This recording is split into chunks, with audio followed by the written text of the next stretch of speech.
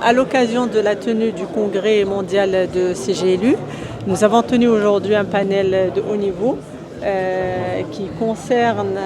les financements verts et le défi justement du changement climatique et donc comment rendre ces projets que nous portons tous,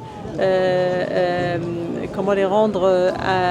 accessibles au financement vert. Et donc c'était l'occasion à la fois et surtout de parler du modèle marocain qui est de plus en plus basé sur la décentralisation et la déconcentration et qui permet d'offrir un cadre institutionnel assez clair à la fois pour les collectivités territoriales pour travailler sur l'ensemble de leurs projets et à leur tête des projets qui relèvent du changement climatique et du développement durable. À savoir aussi que la Constitution marocaine et que les lois organiques consacrent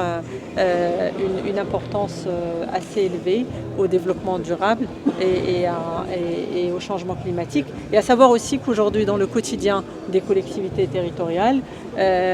l'ensemble des projets, ou en tout cas le plus gros des projets sur lesquels travaillent des collectivités territoriales, surtout dans des zones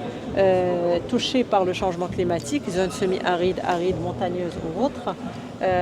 ces projets concernent directement l'économie verte, concernent directement le développement durable. Citons par exemple la feuille de route de l'eau, avec la rareté de l'eau, ou alors le contexte de la sécheresse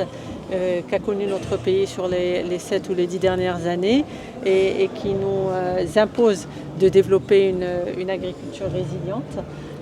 Ou alors bien sûr la lutte contre les incendies dus à la température qui ne cesse d'augmenter, ou alors la préservation des inondations, la lutte contre les inondations. Donc tout ça, ce sont des projets concrets sur lesquels travaillent l'ensemble des collectivités territoriales, ou en tout cas celles qui sont directement touchées, avec tous les partenaires,